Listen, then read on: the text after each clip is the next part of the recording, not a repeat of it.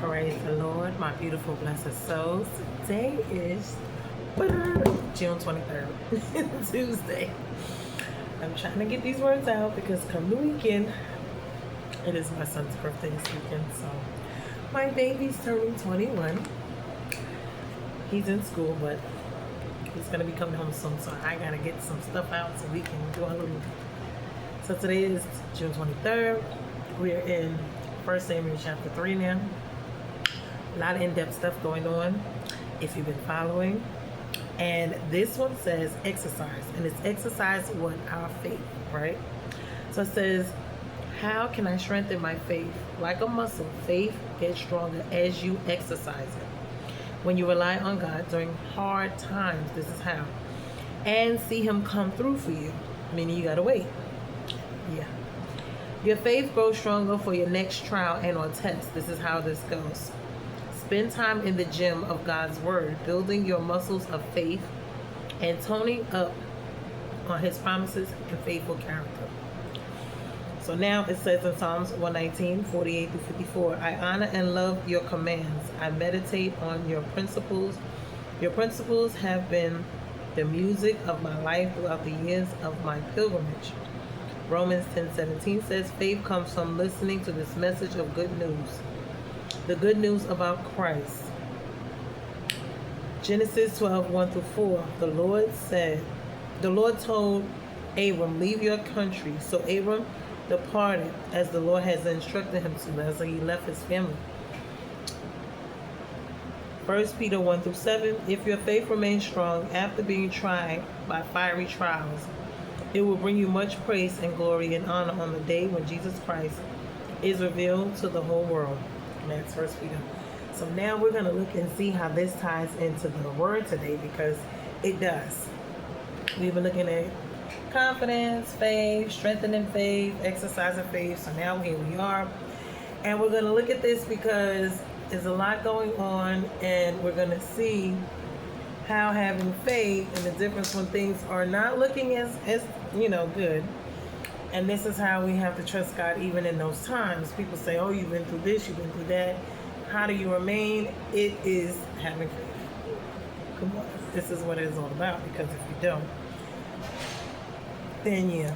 And even still, sometimes you have issues. You have your faith wavers from time to time, depending on what's going on. I'm going to tell you, because with certain issues, like your children is on the line, like I had some stuff going on with my kids, and whatever, when it gets closer to home, yeah, having faith, it just be a little bit much sometimes, but God is faithful. So now, 1 Samuel chapter 3.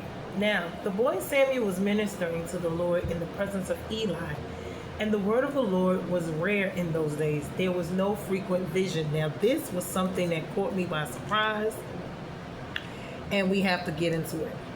The word being rare, no visions. God is like God wasn't speaking, whatever. And I wanted to know why. We're going to get into that. Now, at that time, Eli, whose eyesight had begun to grow dim so that he could not see. Now, this could be spiritually and naturally, meaning in both. So that plays a big part. So he was lying down in his own place, and the lamp of God had not gone out. And Samuel was lying down in the temple of the Lord, where the ark of God was. Then the Lord called Samuel. He said, here I am, and ran to Eli. He said, here I am, for you called me. But see, Samuel thought it was Eli calling me, but it was God. But he said, I did not call you. Lie down again. So he went away and lied down. And the Lord called him again, Samuel, Samuel. And he arose and went to Eli and said, here I am, for you called me. But Eli said he did not call him. He said, now, I did not call you, my son. Lie down again. And Samuel did not yet know the Lord. This was another thing. So when God calls him, he was serving him. Remember this. But he did not know him. And this is very important. So religious practices, serving and being righteous, and knowing God is two different things. So we got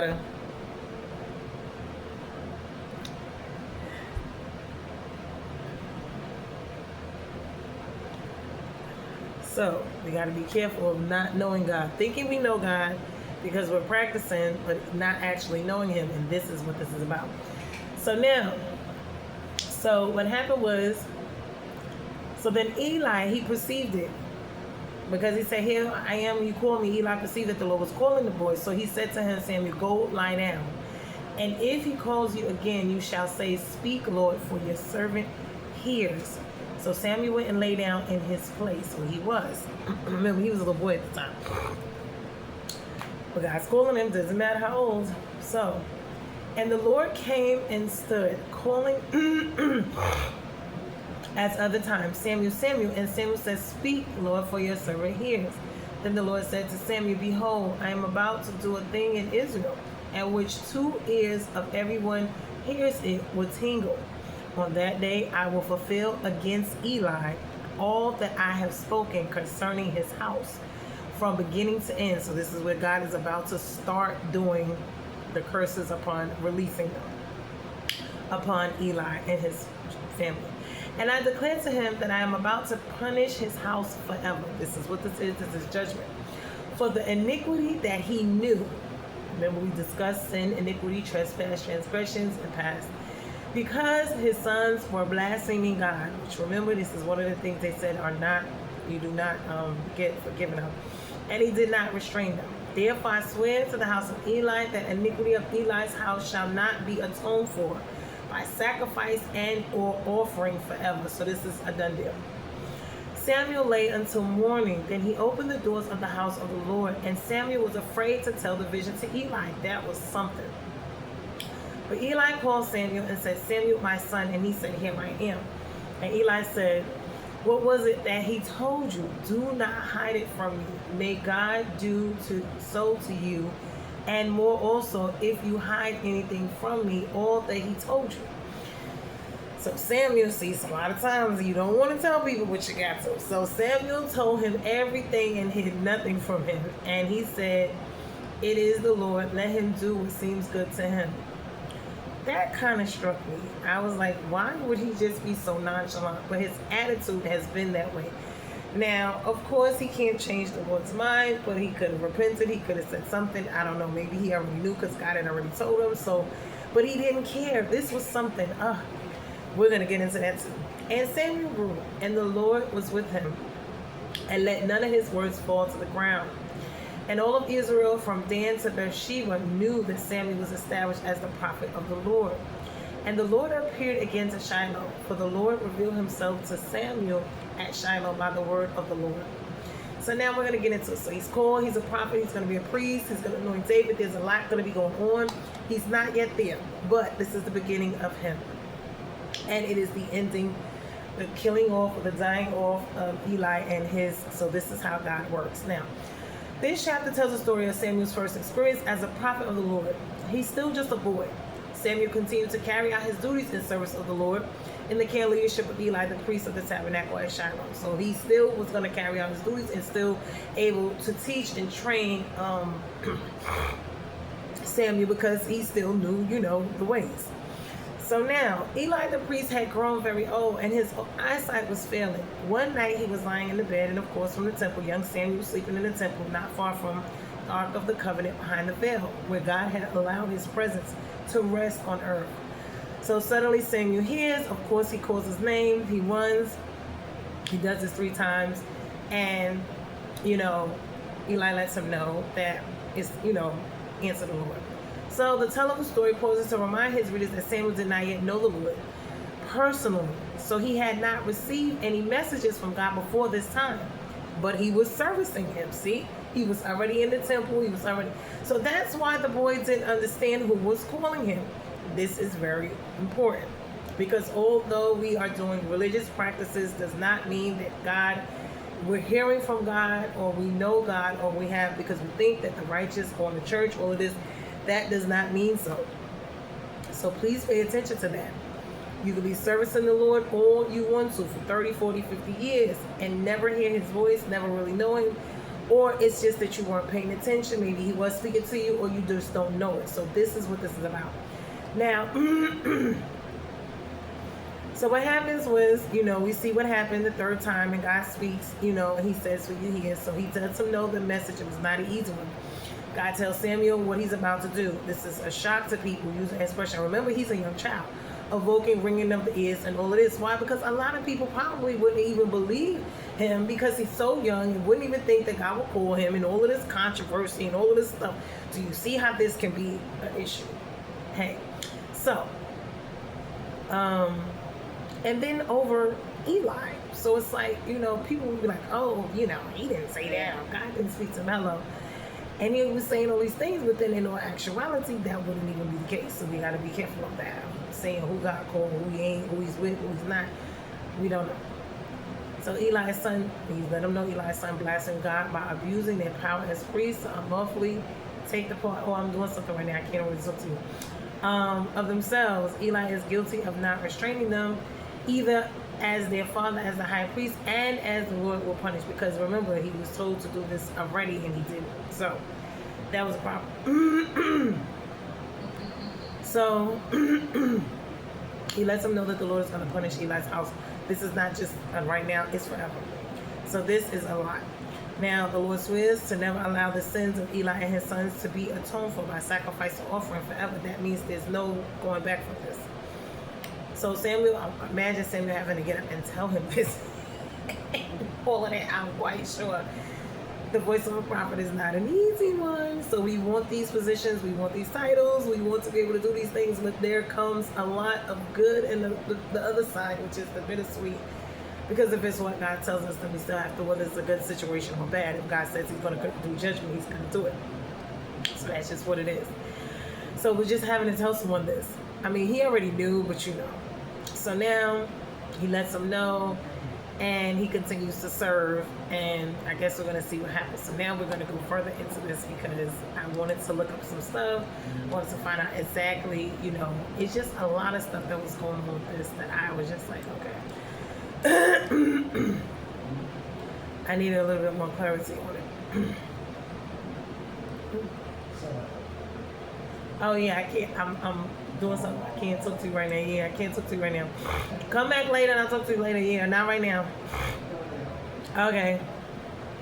So now, we're going to break it down. We're going to look at 1 Samuel chapter 2. We're going to break down. Okay, so section 1 was, remember, Hannah's praise. So my Hannah's, oh no, no, I need to be in 3. No, I went back too far. I'm sorry. Okay, hold on. We did Hannah's praise. Hold on. Okay, we got to go back. Oh, wait. What is it? Wait. No. Okay.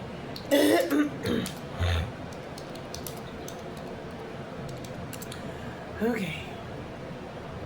All right, here we go. Okay, so now, let me get to it. I'm trying to find it. Okay, trying to find it.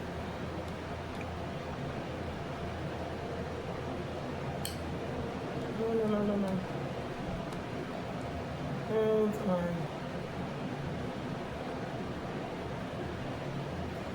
Wait a minute. Okay.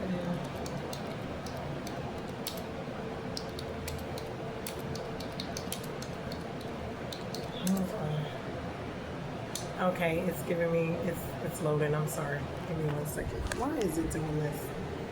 Yeah, because I need this thing to come on here. Okay. Did it do it? Come on. It's okay. It's generating. It's kind of slowed up on me, but I'm gonna still go ahead and be working with it.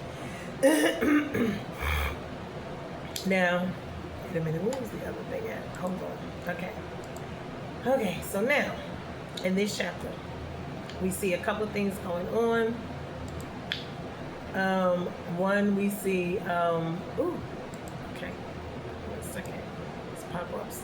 All right, so one, we see Sam was a young priest, never by birth, a Levite only, for he was ministered in the Lord, the linen, the ephod, he's called as a young child, so we can't say that the children cannot be called, because remember, each generation is going to be different. God is going to do what he wants, when he wants, on whomever he chooses and brings here, in extraordinary order. And he says it himself, this is going to be an extraordinary manner, revealing himself to him and reviving, not only commencing prophecy in Israel. Remember, because up until this point, they're just kind of in a limbo state of where they're just doing whatever it is that they want. So now God is about to do something, because they're just not, there needs to be some order, there needs to be some law. We just went from Judges, now we're here. So it's a lot going on. This is the transitional period, I would say. So now God's first manifestation of himself is in an extraordinary manner. Of course, he reveals himself to Samuel, young Samuel as a child. Now, he already spoke what he said to Eli, and Eli did not even do anything about it. This was the problem. Eli should have went on ahead and, repented and did something and tried to fix it. But because he did not, this has become a problem. So now, okay, we're going to get into it. This is the transitional. It's going to be an authority and then of one situation in the beginning of another. So now, authority shift. This is like a courtroom. Why? Because God is charging them. He's about to do judgment upon them. And this is what happens when people are, doing things that they shouldn't be. So 1 Samuel 3, authority shift and prophetic activation. Now, setting the scene spiritually, there was a drought. Now, when there's a drought, remember with famines, droughts, all of these things meant something, because that means something was held up, like the rains, the water, whatever it was, famine, these type of things. So the spirit was not moving, throughout. Why? Because God was withholding it, because they were doing whatever they was doing. Living in sin, being disobedient, back to the same old things. So spiritually, this is a drought. The word of the Lord was rare. That means there was no widespread revelations going on. So you didn't have visions, you had dreams. God was not moving. He was, but he wasn't to the point where they were able to know him. They weren't in tune. This was a problem. The spiritual condition was the priesthood from the top, from the head. Corruption, Eli's house. No clear word from God. They weren't hearing from him. The nation spiritually was dull, or it was just dormant. It was just not doing anything. And this is just like life. There's some times in our life when things are just not moving, and these are the times we need to have that faith we're talking about. So this connects directly to chapter 2 when it says corrupt leadership block revelation. So this would be a reason for this. From the head, remember, from the priest line, from the head, and then the rest. So now the next line is Samuel. Why? He's a child, but he's getting in position, because God is always removing one. He births things, children, always, seed, birthing, position. That's why he births someone else to bring them in.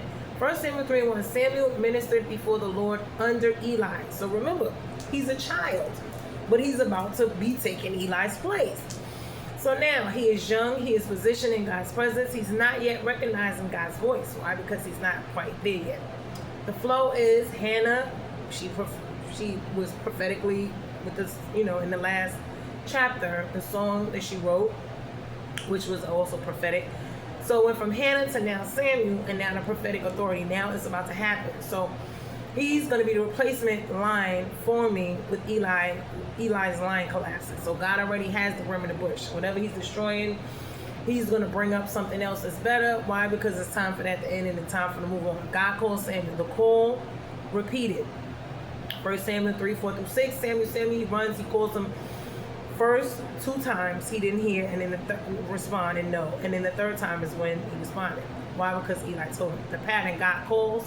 Samuel misidentifies the voice. Right. He didn't quite know the Lord. He didn't know the hearing, the voice of the Lord. Key insight, 1 Samuel 3:7, Samuel did not yet know the Lord. That's what it says. Important. He was positioned and trained, yet but not yet hearing God. This is what we're talking about. So now you can have people that are in these roles and they can still have this issue. This is an issue. This is an issue, but God is going to resolve it. Eli's role, last use, is the last use of the old system, the old way God was doing things. So now God's doing a new thing. 1 Samuel 3:8-9. If he calls, say, speak, Lord. Eli, even in failure, still helps him and tells him what to do. Helps activate Samuel, assists transition of authority. He already knew, and this is what we need to be understanding. When it's our time to bow out gracefully, move on, God's doing something new, to let the new generation come in and do what they're going to do, to not hold it up, to not stop it, to not force ourselves to stay, this is, no. Go ahead and move on out the way. Let God do what he's doing. Activation moment, 1 Samuel 3:10, speak, Lord, for your servant is here. The shift happens here. Why? Because now he's willing, he's receiving, he's speaking. Why? Because a God can speak to you, but you have to answer the call. He doesn't force it. God equals no longer speaking through Eli's house. God equals begins speaking through Samuel. This is what this is. This is a transfer of prophetic authority. Why? Because he was normally speaking to Eli. He's not. He's speaking to the child now. And this will happen. This will happen in your homes, in your lives, whatever. It will start to happen. And we cannot be angry and upset, because God is going to do what he's going to do with the children next in line. And they're going to do greater things than you. And this is the way it's supposed to be. The message, judgment confirmed against Eli's line. 1 Samuel 3:11-12. I will perform concerning Eli's house. God told him. The root issue, 1 Samuel 3:13. He did not restrain his sons. Failure of man. New wrongdoing, he did not act. He allowed the corruption to go on and to continue. He benefited off of it. He said something, but he didn't do anything to stop it. With his power, he should have removed his son. You can't have your child preaching and teaching and sleeping with everybody and thinking that's okay, or you yourself. And this is what I'm saying. We see this throughout the church. It's the religious, the righteous, the so-called ritualistic, sending everybody to hell except for themselves, for doing all of what God tells them not to do, and knowing that God holds them at a higher esteem. This is what it is. Final verdict, 1 Samuel 3:14. Iniquity shall not be atoned, meaning you cannot repay for this. This will not be forgiven. You cannot fix this. Why? Because I'm making it and I'm telling you you can't. Meaning judgment is irreversible. Lineage is completely cut off. So this is it for y'all. You did what you did. You knew what you was doing. You didn't care. I spoke to you about it. You continuously, repeatedly did it over and over again with no reverence, no care.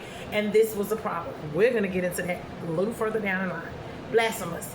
Samuel's response, character test, fear and obedience. 1 Samuel 3:15. Samuel was afraid. This is real, right? Calling is heavy. Truth is costly. Why he had to, as a child, reveal something so heavy to an adult. This was something. Speaking truth anyway. 1 Samuel 3:18. Samuel told him everything. Why? This confirms a true prophet. He speaks the truth, not comfort. It doesn't matter if you like it or not.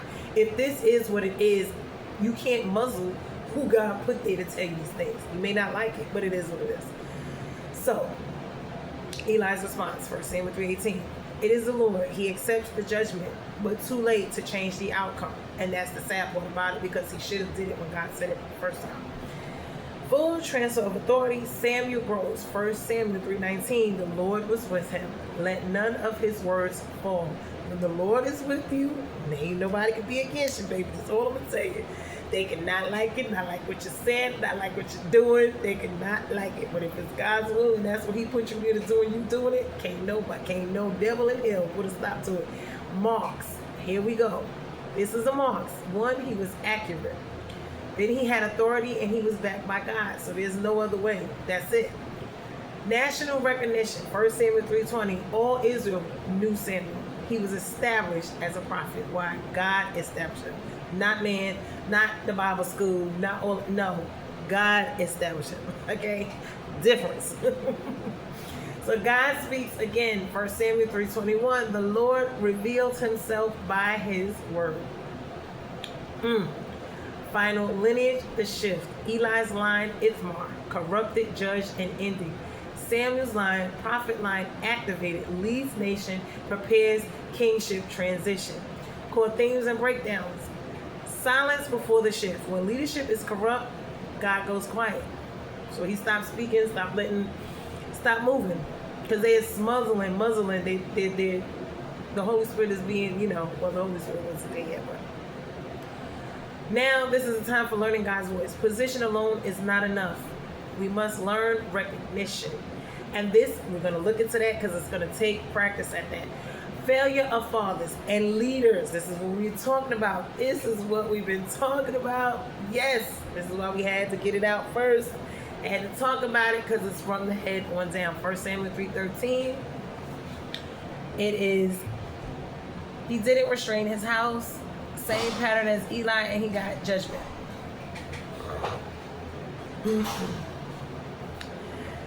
Now, this is spiritual leaders, this is fathers, this is anyone who is men, especially the men. Because remember, we've been talking about men. When the men are not in their rightful place, in their rightful position, meaning in place and operating out of what God gave them to operate, this is a serious problem. Men wonder why their lives have so much. You keep talking about you want a woman, and sex cannot fix it. You're smoking and drinking and partying and trying to enjoy. It is not going to fix it. Why? Because if you're not in your rightful place, taking up your rightful position as a male, not a homosexual, not a sodomite, not any of those things, if you're not in your rightful place as the head and the priest of your household, actively taking part in doing what needs to be done, you are gonna, so my men having issues, you're gonna have them. Being hunted down, you're gonna have it. This is what this is about. People can say whatever they want to say, everything, what they call a therapist, and this is why you don't see results. Because, people tell them take the 10 step, the 4 steps of this step, you didn't take the step to Jesus. That's the step you need to take. That's the main step. Once you take that step, things will start to go differently. Why? Because God is the only one that can heal those wounds and all of those things. It's not going to come from sex. That's why you can go and chase women and sex them and have babies, and you're still not happy. You're still not satisfied. It is not going to work. So while you keep trying to chase that down and thinking that's the way, and making sex and women your gods and money and power and fame and replacing, God with all of these idols, this is why your heart is not content. Your mind is not at rest. You have no identity. Why? Because you are called to be a male, to lead, to be a priest, not to get bent over, but to bend over. All these type of things. This is what this is about. The weight of the household, the pressure, you have to take up your mantle. This is who you were born to be. You were born to be a male. You were born to be a priest. Women were born to be women, to help carry, but not to carry the full load. This is what this is about. So you have to do it. Transfer of authority. Corrupt system removed. Faithful vessels raised. Truth over comfort. Samuel speaks hard truth. He doesn't compromise the message. Full flow. Spiritual silence. Young Samuel position. God calls repeatedly. The voice is recognized. Judgment is delivered. The old system of Eli is confirmed, but is ending. New authority. Samuel is being established. The nation will now hear from God again. Had to move them on up out the way. Y'all blocking. You're blocking. Now, Samuel, God bypasses a corrupt priestly line. Eli established Samuel as a new prophet in authority, restoring his voice and nation through faithful vessel. Power statement. When men fail to lead and correct their house, God removes the authority and raises another who will hear him, speak truth, and carry the weight of leadership. Now, what I want to look at now is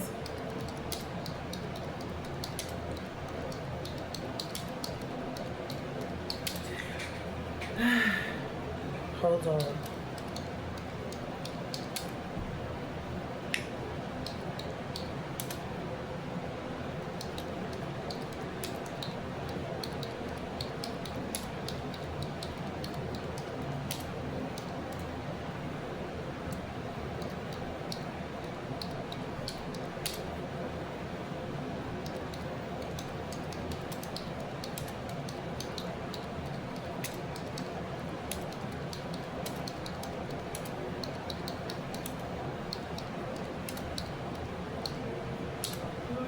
Hold on.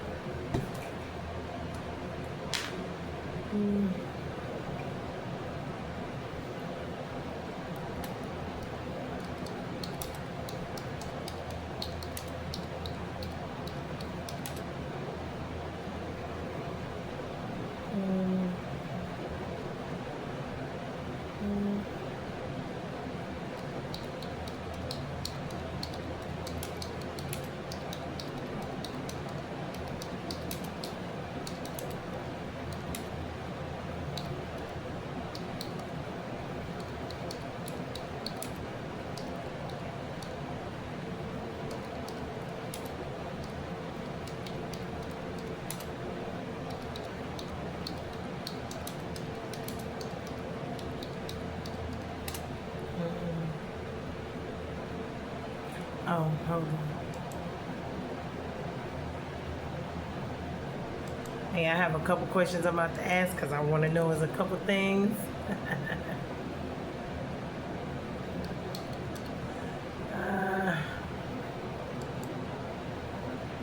Hold on.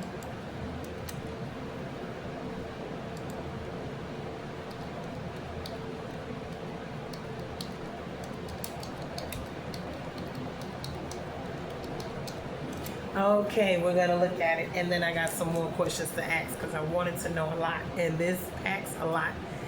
And when it comes to faith, because God said He was going to change it, He was going to do it, so we're going to look at it. Now, I wanted to look at the full, lineage and the role, and I wanted to see what all we're going to deeply dive into it.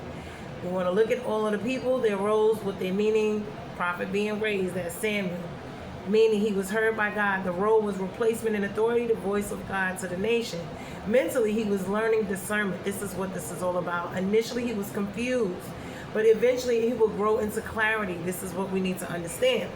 Emotionally, he was fearful at first, of course, but then he's obedient despite the discomfort. This is what this is. Financially, he's not driven by gain. Why? Because on the contrary, as Eli and his sons were. Spiritually, he was a pure vessel. He gains direct access to God. Eli, on the other hand, he is the high priest. He is of the old system. Aaron, Ithamar, Eli, and then the line ends. Why? Meaning representation of declining leadership, not doing what they're supposed to do. Mentally aware, but they're passive. They know, but they're not changing and doing anything. Emotionally tolerant of wrong, detached from correction. This is a problem. We see this within our own, stuff going on. Financially, the household is corrupted by what? Greed. It's his sons. Spiritually, his position is without power. Why? Because he's not enforcing it. Authority without obedience. He's not using it, what God gave him. You don't use it, God will take it away. Hophni and Phinehas, implied from chapter 2, still relevant. Who? Corrupt priest sons. Spiritual meaning, abuse of position. Religious corruption is what they're doing.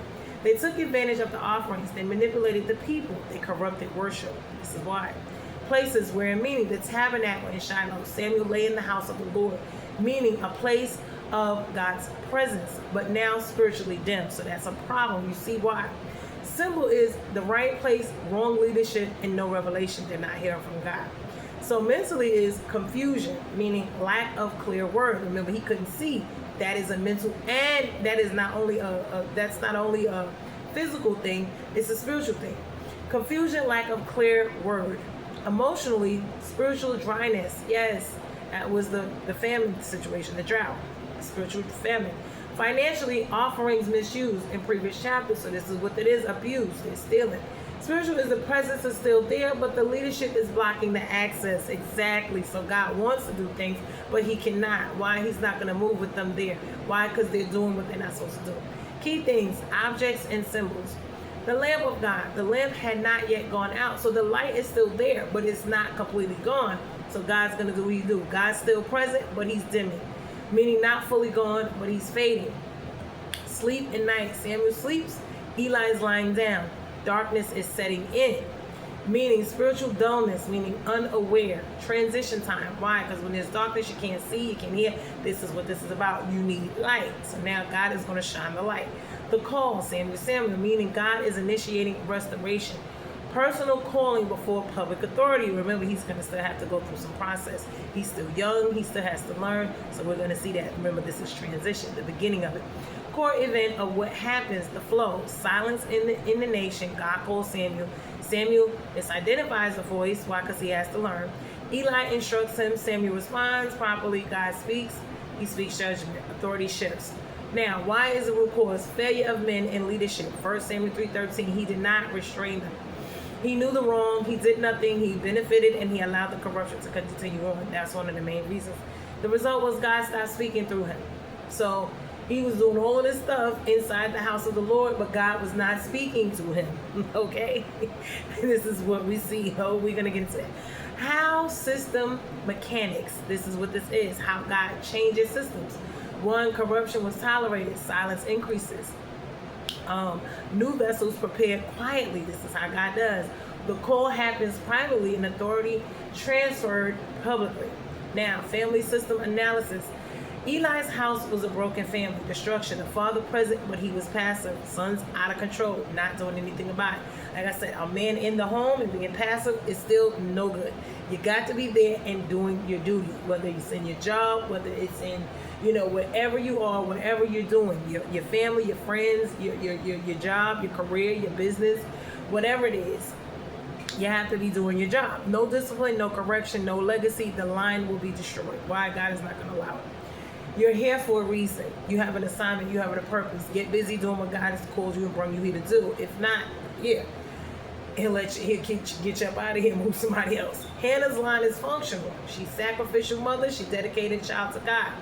Outcome was strong foundation, clear purpose, righteous lineage. The church, religious systems parallel, corrupt system. Position without character, leadership protecting wrongdoing, exploiting people. This is what this is about. And oppressing them. Jeremiah 7:11. Oh, dang. Jeremiah 7:11, the den of robbers. And this is what this is about. We see it to this day. True system. God speaks through purity, not titles and not status. God is not caring about who went to school and did all of this and still not hearing from him and not operating.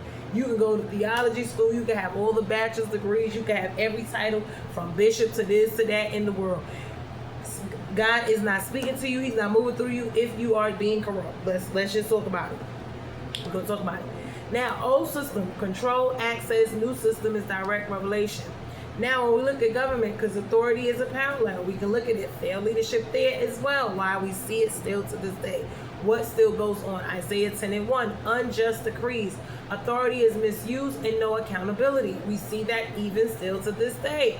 The laws that they make to oppress, to exploit, to do whatever, especially when it comes to certain groups and benefit others and not benefit others, and they flip-flop and severe when they want to use it and apply it and then don't, that's a problem. That's not just. It's not balanced. It's not God. It's not right governance. Truth-centered, just decisions and accountability. This is what this is about.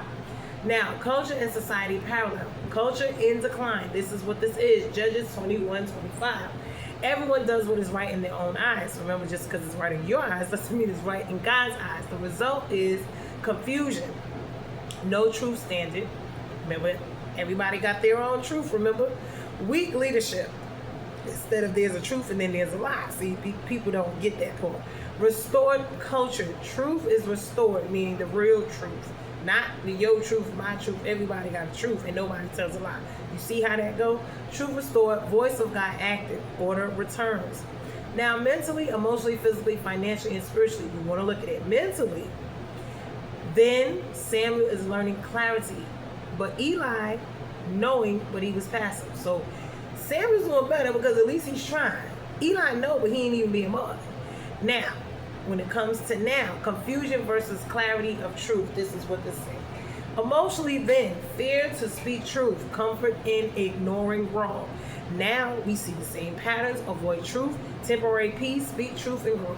Why? Because a lot of times the stuff is going on, whether it's the priest molesting the kids, whatever's going on, folks sleeping around, whether it's the deacon, the pastor, whoever having children in there with these kids, with these folks, whatever is going on, folks being molested, the pedophilia, whatever it is, they sweep it under the rug. The ones who actually are being abused is the ones who are used as the scapegoats and the liars.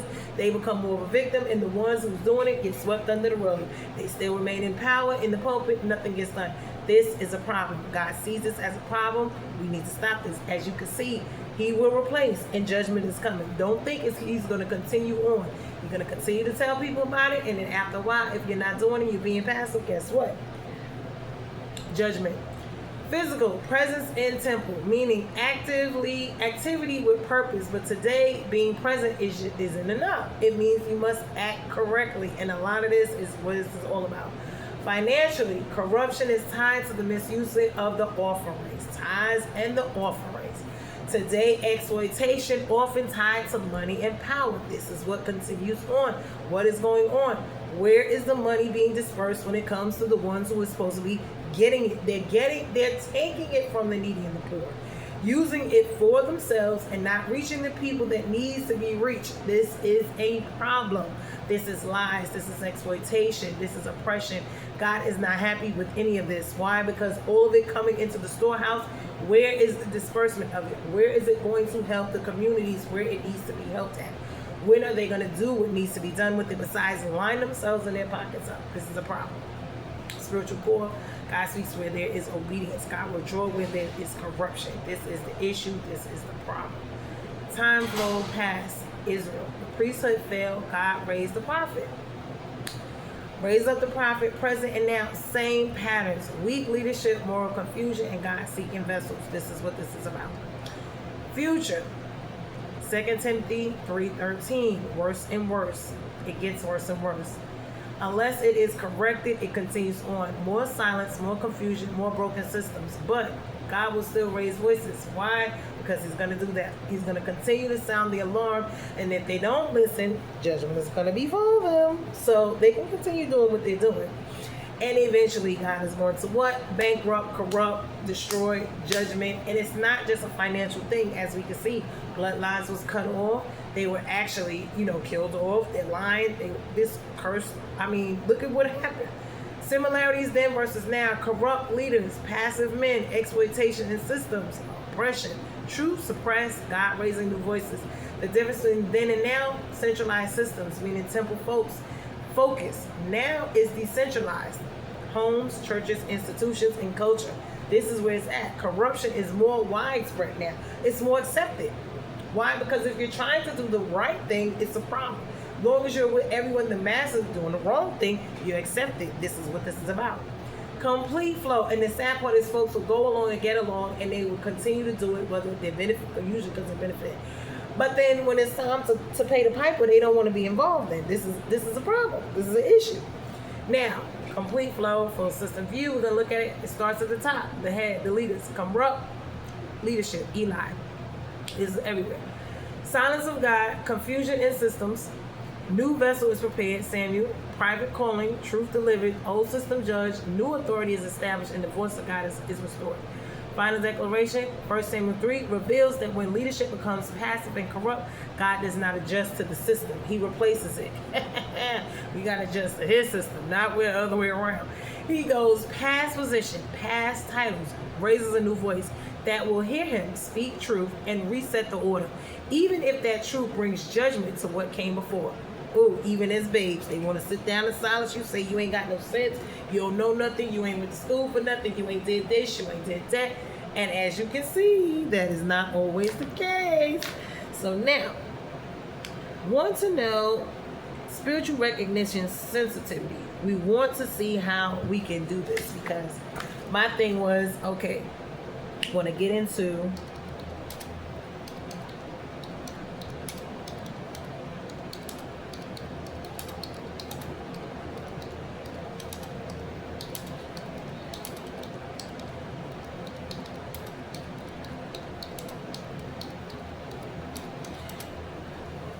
so, and then we're gonna look at spiritual training.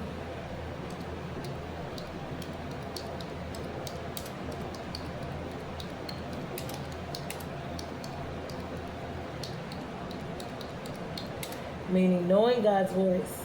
And we want to look at the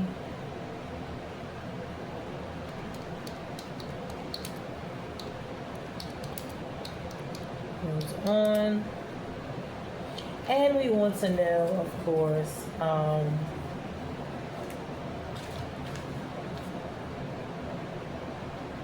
okay, blind spots.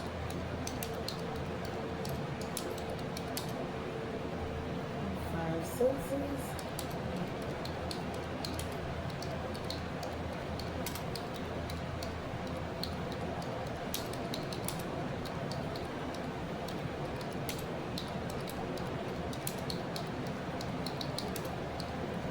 On.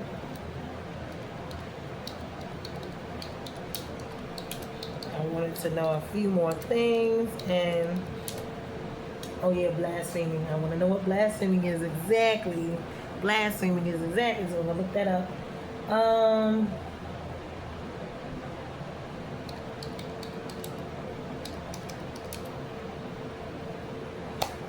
text.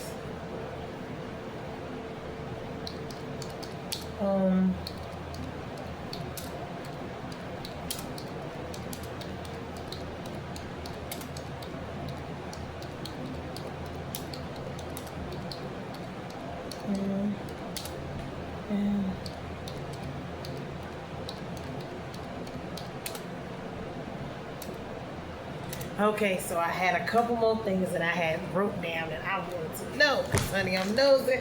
And y'all know when I get nosy, it gets good.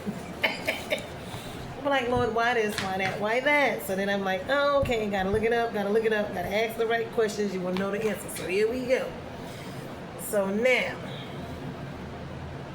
why didn't Samuel know God's voice yet? This is a spiritual thing. Okay, key truth. Serving and knowing is two different things. Position and relationship is exposure and recognition. That's the key truth. Okay, so now breakdown. He was in the temple. He was serving under Eli. He was around spiritual activity. Remember that. But he had no personal revelation yet. Had no experience recognizing God's voice. So God hadn't spoken to him. God hadn't been core reason. God had not revealed himself to Samuel yet personally. See, this is the difference. Okay, John 10:27. My sheep hear my voice. Meaning hearing comes from relationship, revelation, and sensitivity. So this is intimacy right here. This is what this is about. Now, spiritual training versus recognition. Training without revelation. Samuel had structure, he had routine and religious exposure. But he lacked the voice recognition and the spiritual discernment. Modern parallel. Church attendance and hearing God, two different things. Knowledge and intimacy, two different things. Activity and sensitivity, two different things. Pay attention, pay attention. Recognition process. Now, Samuel needed one, exposure to God's voice. So God had to speak to him first in order for him to know that. And he would have to, Then he would need instruction from Eli. Then he would need a response, speak, Lord, and then repetition. Then the recognition would be formed. Right. Spiritual blind spots. Where are our blind spots? Areas where we are present but we are unaware. Because remember, this is something. Examples in 1 Samuel 3. Samuel hears God, but he thinks it's Eli. Misidentification. He thought it was Eli. Why? Because they were the only ones there. So root causes is lack of experience. This is what this is. Lack of instruction and spiritual immaturity. So this is why. Remember, he was still a little child. General principle, Hosea 4:6. We are destroyed for what? Lack of knowledge. And I think it's more than that. Putting it together and actually using it and working with it. Because you can have the knowledge and not do nothing with it. Just like they were very passive. Faith without works is dead. 5 senses, naturally versus spiritual. We want to look at the sight, the hearing, the touch, the smell. All these things are senses, but they're in the natural. We want to look at them in the spiritual realm, and we want to see what's going on.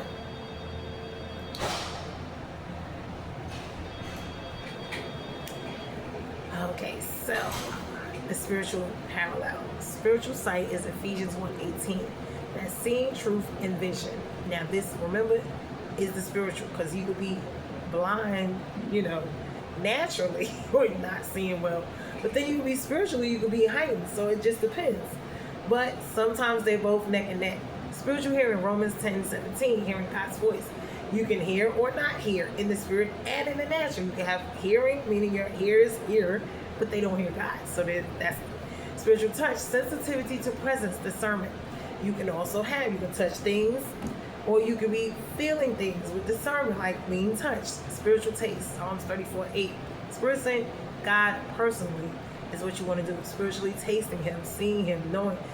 And spiritual smell, 2 Corinthians 2:15, discerning atmospheres and spirits. So when you walk into a place, having the discernment to know, it's all. This is what this is. Smelling, you can smell the difference in, holy areas and not. They say demons have smells, remember that, and they're not good. So, issue in Samuel is his spiritual hearing wasn't developed yet. So that's what that was. Remember, he was a child, so he has to have time to grow. Famine, drought in the natural and spiritual. We're going to look at it. Spiritual drought, Amos 8:11. Famine not of bread, but of hearing the words of the Lord. Oh, that was good right there. Now in Samuel 3, word of the Lord was rare, and that is what that means. What it means is God still exists, but communication is limited. He's not communicating, or very rarely. Natural versus spirit. Famine, naturally is no food, no water, and spiritually is no truth. Drought. Naturally is no water, spiritually is no revelation. The cause is corrupt leadership, disobedience, and passive men. Men because they're the head. Eli. Body symbolisms. When it took my hands, feet, head, thumb, and big toe. Remember, these are very important. Root connection. Exodus 29, Leviticus 8. Priest consecration. Blood was applied to their ear, their thumb, and their big toe. The meaning of this was, and I believe their heads. The meaning of this was the ear is to hear God, hearing truth and obedience. Now, Samuel had to develop this. The thumb is the work action. What you do, your influence. It corrupts. The priest misuse this. Right, the thumb. The big toe is walking in direction. Where you go, lifestyle. Direction determines outcome. And your head is the authority to think in 1 Corinthians 11:3. Leadership instruction. Whoa. So, the ear is to hear from God. The hand is to obey God. The foot is to walk it out. And the head is to lead correctly. Won't he do it? I think we did this before. Now, blasphemy, which is what we were talking about, because remember, this is what they were saying. They were blaspheming the Lord. So blasphemy, spiritual meaning, basic definition. Blasphemy equals misrepresenting God, rejecting the truth knowingly, using holy things wrongly. In this context, Eli's house, they knew God, but they violated the truth no matter what, and then did not correct it. This becomes a serious offense. So when we see all these folks running around here just doing what they want to do, not correcting nothing, thinking it's okay, and just thinking God is going to be okay with it, especially in leadership, not going to work. System levels. Truth is known but is ignored. Truth is abused. Judgment will follow. Now, full connection altogether. Spiritual drought is no word. Blind leadership is Eli. Untrained hearing is Samuel. God initiates the call. Recognition develops. Truth is delivered. Corrupt systems is judged. New authority is established. Now, past, present, and future tense. We're going to look at it again. Past is Samuel's time. What is it? The word was rare then. Leaders corrupt. New voice is rising. Present is now. Many active religiously, but few recognize God's voice clearly. Confusion and noise. Why? Because there's so much going on in the world. Future, John 10:27. Those who know him will hear him. The divide is those who hear are led. Those who don't will be confused. Ooh, I hate it. These books is all over the place. Final declaration. Samuel didn't recognize God's voice not because he wasn't serving, but because he had not yet developed spiritual sensitivity through his personal revelation. True hearing comes when spiritual senses are activated. The blind spots are removed. Remember that. God talks about the scales being removed of your eyes, ears, in the spiritual and natural. And relationship replaces routine. Remember, because just because you go to church does not mean a lot. Where truth is absent, famine grows. But when God speaks and man responds, silence breaks, system shifts, and authority is transformed. Now remember, in the last one we were talking about pure worship. Pure worship will be these things. This will be intimacy. This will be pure worship. It's not just about singing and clapping. This is where this all comes in. It ties in together. Why? Because you have to have pure worship. You have to have your ears, attentive. You have to be in training. For those of us who do or don't know, with the prayer, with being in scripture, all these type of things, this is how we get to hear God, know God, and be sitting and still. So this is what we want to be doing, because we want to be attentive. We don't want to not be hearing from God. We want to be in our positions, but in our positions and doing what we're called to do in our positions, and not just doing what God tells us to do at the time he tells us to do. Remember, we talked about giving God what he wants, and instead of giving him what we want. You know what I'm saying? And a lot of relationships suffer because we normally give people what we want them to have instead of what they asked us to give them. So that's a big difference with what God asked you to do and what you did on your own. So when we think about it, if God told you to stop smoking and drinking, and you haven't, but you are going to church and you're doing fasting, or God didn't ask you to do that. He asked you to stop smoking. So now, you see what I'm saying? I'm just using it as, or whatever it is that he asked you to do. So we're giving him what we want him to have instead of what he asked or requested us. Obedience is better than sacrifice. So when we look at these things, this is what this is. Now, I don't want to take up too, okay, I want to look at religious, righteous, and what was it? It was religious, righteous, and rituals, I think.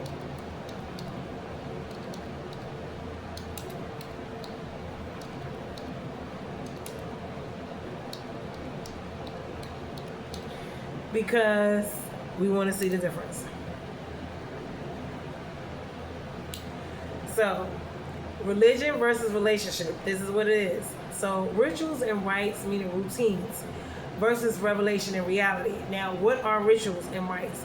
The definition is rituals are repeated religious actions. This is what, going to church and all these things, this is what that is. Rites are formal ceremonies, meaning sacrifices, traditions, practices. Examples in the Bible: sacrifice of Leviticus, temple service, priestly duties, offerings. Samuel was doing all of this. The problem with when ritual replaces reality is 1 Samuel 3:1. Word of the Lord was rare. Even though rituals were happening, temple was active, priests were in position. Key issue: activity, presence, ritual and relationship, routine and revelation. Remember, because the spirit and denying the power thereof, this is where the fruits and all of that. Because if there's no power, it is because although you're doing all these performances, God is not receiving and accepting it. Remember, whenever he would accept it, there will be a fire, there will be a flame, something would happen. It wouldn't be just stagnated. We're supposed to do what Christ did and then some in the land of the living, meaning healing the sick, feeding and clothing, raising the dead, all of the things he said, that and then some. So if we're not seeing that, and we're not going to compare it and say, because we know that the other ones, they practice stuff too, but it's just the point. So how people get stuck in religion: religious loop, do the same actions, repeat traditions, follow structure, but never hear God. This is what this is.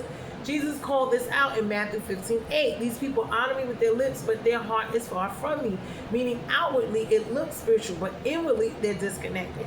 Samuel versus Eli, perfect example. Eli was systematically, he was religious. He knew the religious rituals and the religious, things. He held position. He doesn't correct sin, but there's no fresh word. Result is spiritual silence. There's a decline. God backs away. Why? Samuel, relationship beginning, serving in the same, but open to God, learns to respond. The result is God will speak to him. Now, what rituals are supposed to do? Rituals are meant to point to God, create structure, and build discipline. But without God, they become empty motions, dead systems, performance of religion. This is what he didn't want. 2 Timothy 3:5. This is why Christ had to come. Having a form of godliness, but denying its power. This is what it is. Not seeing the power. Signs of religious or rituals without real connection. Warning signs: do things out of habit, no personal conviction, no growth, no change in behavior, no sensitivity to God. Result is Isaiah 29:13. Their fear of me is taught by commandments of men. Mentally, emotionally, spiritual effects. Mentally is routine thinking, no clarity, confusion remains. Emotionally is dryness, is burnout, is going through the motions, not seeing anything happen. This is why a lot of folks sit in church and are very mean. They're upset, they're angry, they're bitter. Why? Because their lives haven't changed not one bit. They're going through the motion, but they don't have the real connection, and that is the problem. They're not seeing the fruit in their life, and this is why they're angry, they're bitter, they're upset. They're so judgmental and unruly because they're not seeing anything happen in their own lives. Financial system abuse, giving without understanding, possible exploitation, along with, you have the exploitation and you have the oppression. People who are there and they keep telling them to give, and they know they don't have it. Those are the people they should be actually helping, giving to, instead of taking from. Spiritually, there's no voice, there's no direction, there's no transformation. Rituals and corruption equals spiritual famine. Amos 8:11. Famine, hearing the word of the Lord. This is exactly 1 Samuel 3. The temple was active, the priest was active, but no word from God. Why God stopped speaking in religious systems? Hosea 4:6. They are destroyed for lack of knowledge. Reason: sin was tolerated, the truth was ignored, leadership was passive. Ritual replaces the relationship. So we can stop doing all of the going to church. If you have no relationship, what is the point? True worship comes from intimacy, from the heart, from having an actual conversation with the Lord, hearing from him. This becomes a problem when you're doing it and there's drought. Please check the temperature of your relationship. You can sit in the pews all you want to, 50, 60, 70, 80, 90 years. Please understand, do not do this. When rituals become dangerous, it can be used to hide corruption, control people, maintain appearance, and avoid accountability. Jeremiah 7:11. These are den of robbers. The shift of Samuel moment, how it changes from routine to revelation, from system to relationship, from silence to the voice, hearing the voice of God. 1 Samuel 3:10, speak, Lord, that moment, breaking out of religion into relationship. Simple comparison. Religion is ritual. Relationship is real. Religion is repetition. Relationship is communication. Rules only with religion. Voice and guidance in relationship. Religion is external. Relationship is internal. Traditions is rituals. Transformation is relationship. That's what's real. Dead routines is religion and rituals. Living connection is relationship and it's real. Past, present, and future, same thing. Past, same time. Rituals, active. God's voice was rare. Present now, many religious systems we still have. Few truly are hearing from God. Future, divide, increase. Those with ritual only versus those with real connection. This is the problem. Final declaration. Rituals without relationship create silence, dryness, and deception. But when a person moves beyond routine and responds to God's voice, religion breaks, revelation begins, and true spiritual authority is established. God does not want us to sit around in pews. If you're angry, if you're upset, whatever is going on in your life, He wants you to be honest with him. He wants you to have a relationship with him.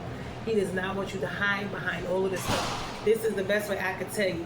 Having a relationship with the Lord, you have to be honest when you're angry, when you're upset, when you're going through whatever it is. This is how you're going to have intimacy. Lying, trying to pretend, trying to act like you're so wonderful and so great and all these titles and gifts and doing the motions and not really sitting down and talking to God and having a relationship with, reading His Word and letting it change you and wanting to do things differently in your life. That's where you're going to see change. If you're not going to do any of those things, you're not. You're going to sit there behind the pews and it's going to be church service after church service. Nothing going to dramatically happen. There will be no changes in your life. You can read 1,000,001 books. You can read all the scriptures. If you're not living and doing the word and trying to make the changes and really seek God and ask Him for some help, it's not going to work. The areas that you're lost in, the areas you're weak in, say, Lord, I struggle with faith. I struggle with doubt. I struggle with fear. I struggle with anxiety. I'm struggling with these things, Lord. I'm angry with you. I'm angry with myself. I'm angry with my spouse, my children. I'm angry. I'm upset. I'm hurt. Whatever it is, be honest. This is intimacy. When you're honest with God, when you come before Him, Lord, I smoked, I drank, I had sex, I did this, I did that, I'm wrong. Forgive me, help me. Why do I do these things? This is the beginning of a relationship. God will start to hear you, speak to you genuinely. He will talk to you. I promise you He will. But you have to be honest with Him. Do not lie and hide because He already knows what you did. All the ugliness you think nobody else saw, He saw it. He knows it before you even open your mouth. He's just waiting on you to come to Him and actually reveal it on your own and be like, listen, I know you saw what I did. I know it wasn't right. I know, right. Lord, why did I do it? Why am I so evil? Why am I so wicked? Why is my heart this way? Why do I hate these people? Why do I do all these wicked things? This is the beginning.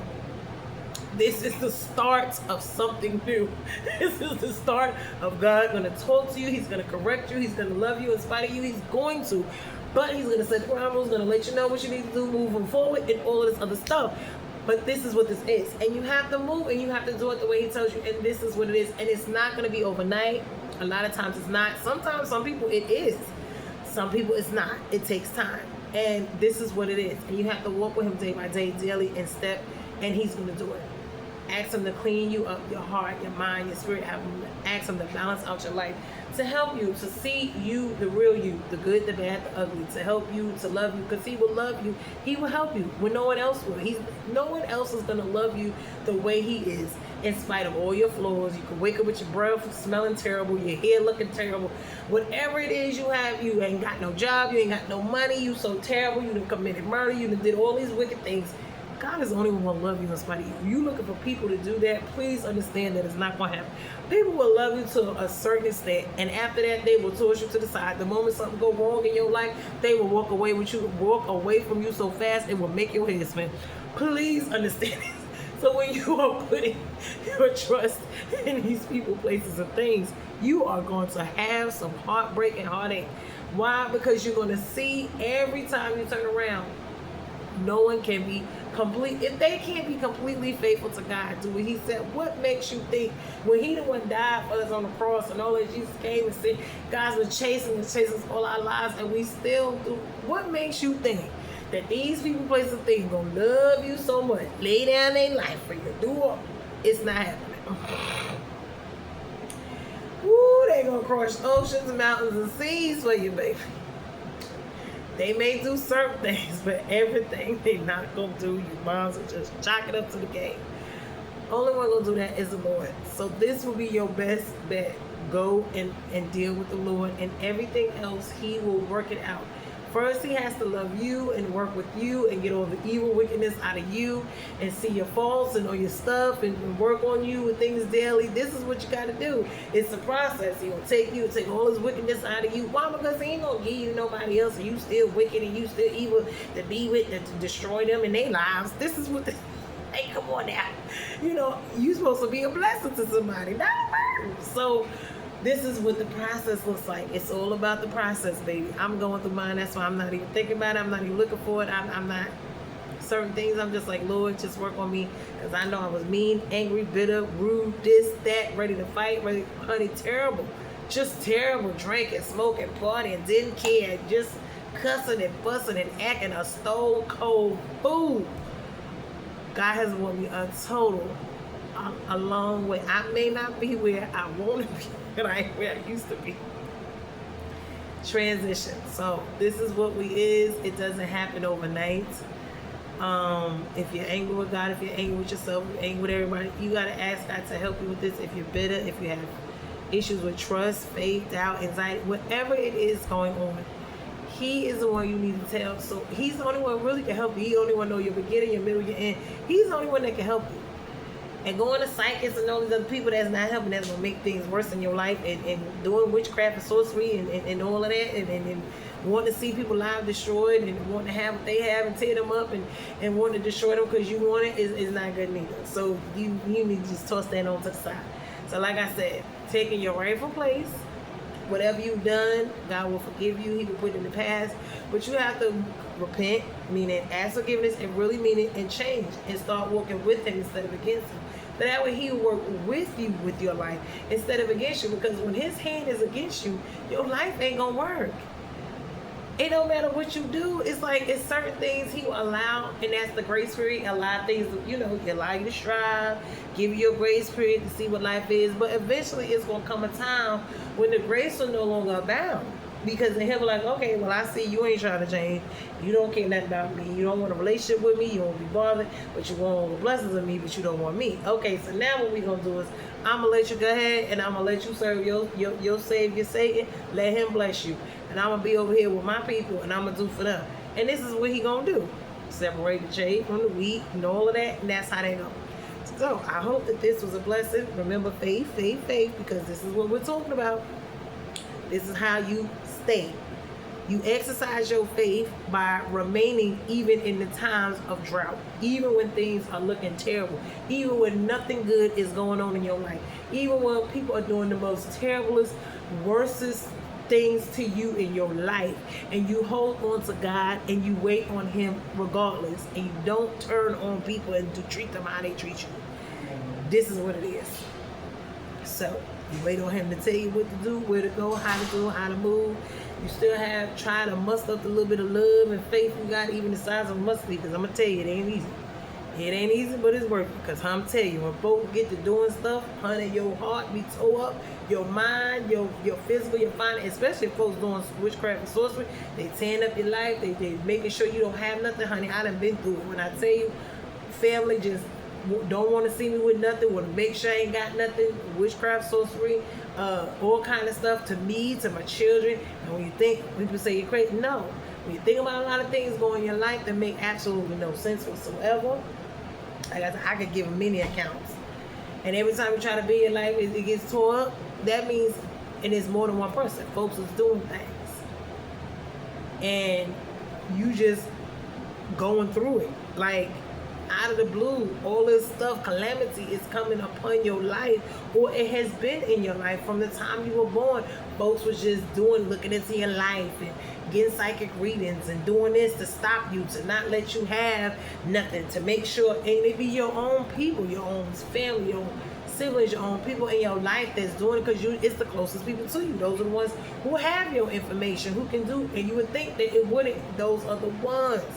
It could be your mama, your sister, your cousin, your brother, your children, whoever. I'm telling you, aunties, cousins, honey, whatever, spouse, significant others. I'm telling you, and you don't know if they're people. It doesn't matter. And they can be more than one. But when these things are arising and you see them, this is why I said, honey, I don't fool with folks like that, because I know stuff will get stolen out your house. You know, they take your stuff, go in shrines and all these different things, and have stuff put on you where your life would never mean nothing. You'll never have nothing. You'll never be nothing, never do nothing. And everything is all about you being miserable. And whenever you try to rise, they just come at you full fledged. This is what this is. And it's you, it's your children, it's everything. Why? It's not even a one-time thing. And they enjoy it. They get off on it. They doing it consistently. And they making sure that you never have any joy, any peace, any love, anything in your life. And this is what folks will do to you. So when you have come through, oh Jesus, these things like I have, because I'm going to tell you, and I didn't believe it and I didn't know, and I thought I was crazy, trying to kill myself several times, all that. This is what this is, and they want you to do that. So when you see people's life is full of calamity all of the time, this is what that's about. A lot of times it's so people want you to kill yourself. They want you to do that because they get much more power from it when you do that. That's the whole point of it. But when God allows you to go through it and continue to keep you or preserve you through it all in spite of it. Hold on 1 second. Hello. You got ID? I know, but she got that ID. But she don't know. If she don't have it, you know she can't come to visit without ID. And it's a whole nother day, because you know within 24 hours if you in and out of the building. I know I can't. You know I can't do that. Okay, but then I need her to show me some ID. Yeah, because I wasn't here for that. I know that, but do you have your ID on you? Okay, then I need you to go get it. And when you come back, I'll do it. He know that. I can't just let you in here without the ID. You know she gotta have ID. And you know I can't just let her in without it. I wasn't here yesterday. I don't know who she is. And I don't have, you see what I'm saying? Once 24 hours come, I have to see, because I have to know that she is who she say she is. So if she get it, she can come back. Yeah. So now, you know, this is what this is all about. You know, so like I say, you know, I myself, you know, keep myself to myself. I know a lot is going on in my life. A lot is still going on, but God is going to use it. He's going to bless me, and He's going to bless me in spite of it. Things is going to be changing. You know, I had to hold on. I had to go through what I have to go through. God is going to come through, and this is where the faith comes in, from faith to faith. Trusting and believing, even as little as far as a mustard seed, trusting and believing that He's going to do it. It may not be on my time, when I want it, how I want it, but it will be in His time. Things will be set up the way it's supposed to be for me. And so I have to wait and have faith. And that's how you exercise your faith, which is what it was saying. Your muscles, when things are not going. You're like, oh girl, you crazy. Oh, you this, oh, you that. I can't believe you still waiting on the Lord and all this, and after all these years, and this is, they will mock you. They will make fun of you. Oh, you've been told you ain't gonna be nothing, you ain't gonna have nothing with your life. This is what the plan was. And when God gets ready to do it, He's going to do it. But you have to stay, you know, in your faith, even the size of a mustard seed, knowing that He can and will do it in His time, and continue on. So that's it. And hold on to Him, because Satan will send everybody every which way to Sunday to let you give up on what it is that he has for you. That faith the size of a mustard seed. I'm telling you, look up a mustard seed and how it produces. It's one of the strongest trees. It has the most fruit, but it's the smallest seed. Pay attention. So I love you guys. We are bruised and not broken. This is June 23rd. This is exercising our faith, as I just said. And we're in 1 Samuel chapter 3. And it has been a blessing. And I hope you're learning just like I am and paying attention. Okay? Love you guys. Like, share, comment, and subscribe to the channel. My Cash App link is in the bio. And be blessed in Jesus' name. Thank you. Love you guys. Later.